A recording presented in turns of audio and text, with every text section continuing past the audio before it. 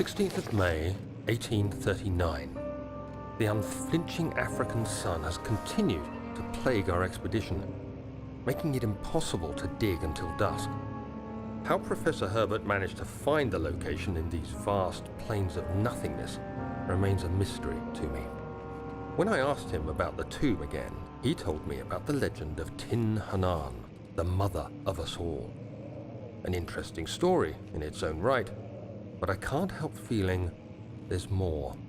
Later that evening, we uncovered a passage beneath the dunes leading to a sand-covered stone structure. The professor was confident it was the tomb we sought and ordered the others to clear the way late into the dark, cold night. Tomorrow, I shall lead the men into the ancient structure, hoping to reach the burial chamber. No matter what the professor is keeping from me, the dig should yield something interesting to take back to London and the British Museum.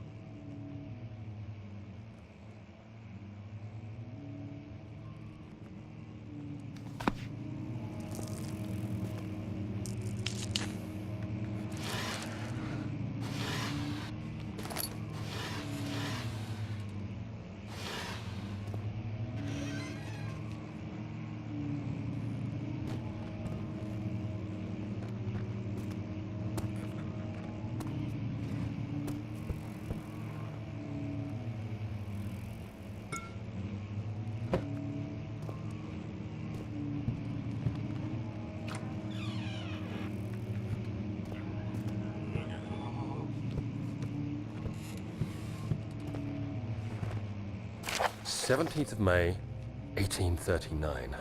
My hands tremble as I write. I feel a need to document my tribulation, for I fear that my memory will fail me if I linger. Today, I took some men and ventured into the dark, ancient passage we uncovered. Our torches burned faintly in the murky air as we slowly made our way underground. The men were superstitious and fearful. They argued loudly, and I felt their strange language getting to me. I mustered my strength and yelled at them to continue down the slopes and broken steps. The crudely carved passage confused me. It looked much older than the 4th century structure we had expected. The twisting path emerged into a great antechamber. The walls were lined with statues unlike any I'd ever seen. Despite their unearthly quality, I felt a strange familiarity toward them, which haunts me still. At the far end of the chamber, a great slab of stone sealed off whatever lay ahead. I gave the order to raise it, and as I pushed through the narrow space, the heavy stone suddenly dropped, sealing me inside. I was trapped.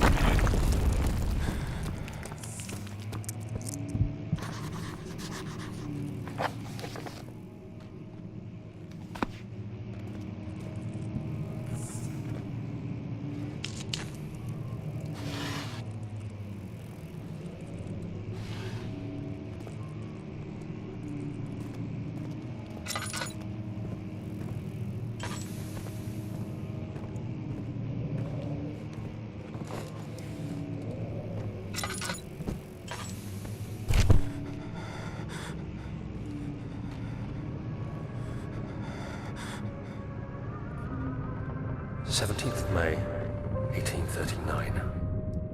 After pounding the unforgiving stone wall for what seemed like an eternity, I realized it was hopeless. I was trapped. I fell to the ground, gasping for air, trying to focus. That's when I saw a faint blue shimmer. My weakened body was heavy to carry, but I managed to push myself toward the enchanting light.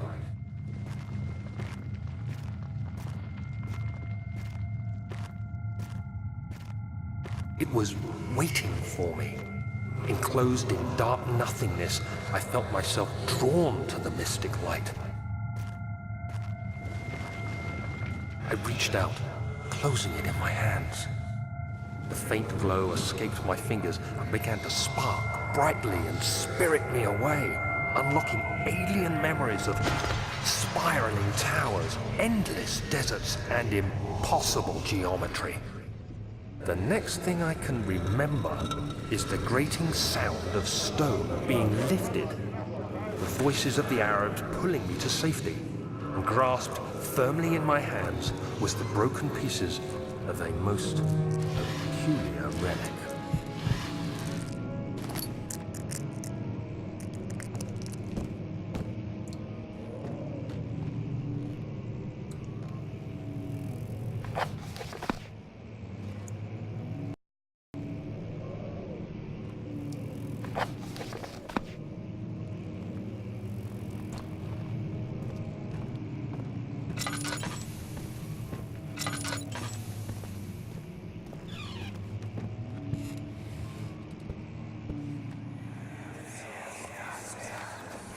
Much of the castle is old and hasn't been tended to for centuries. When the shadow arrives, it won't take long until things start falling apart. We're just buying time anyway. Let's do what we can. There isn't much to be done about the walls. We should reinforce weak structures. The ground will tremble and there's a risk everything will cave in on us, especially downstairs. Here, and there. Let's get the servants working on it.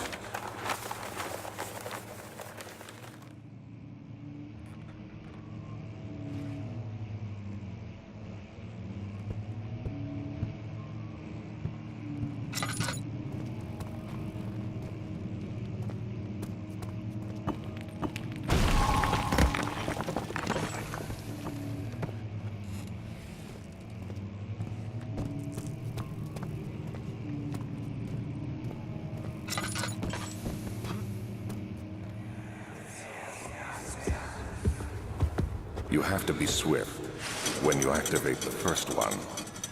You hear that? If it stops, you'll have to start over. Isn't all this a bit excessive? You can never be too careful, Daniel.